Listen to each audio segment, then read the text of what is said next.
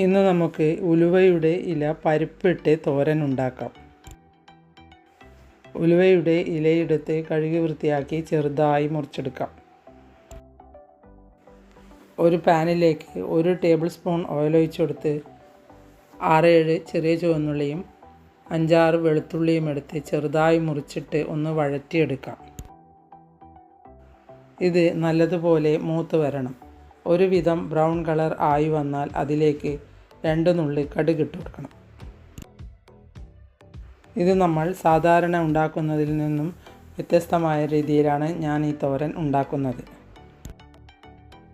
ഇനി കടുക് പൊട്ടിക്കഴിഞ്ഞാൽ അതിലേക്ക് 1/2 ടീസ്പൂൺ മുളക് പൊടിയും 2 നുള്ളി മഞ്ഞൾപ്പൊടിയും ഇട്ട് ഒന്ന് മൂപ്പിച്ചെടുക്കാം.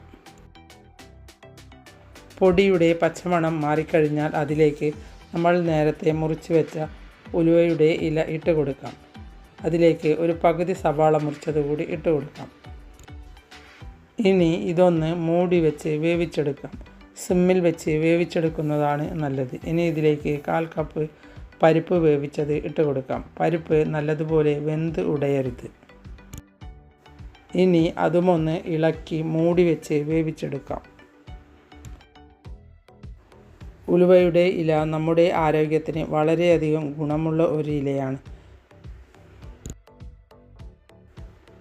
ഇനി ഇതിലേക്ക് 2 ടേബിൾ സ്പൂൺ തേങ്ങ ഇട്ട് കൊടുക്കാം.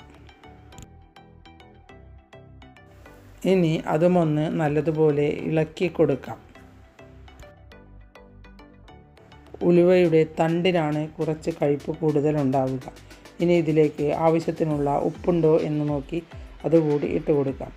എൻ്റെ വീഡിയോ ഇഷ്ടപ്പെട്ടുവെങ്കിൽ ലൈക്ക് ചെയ്യാനും സബ്സ്ക്രൈബ് ചെയ്യാനും മറക്കരുത്.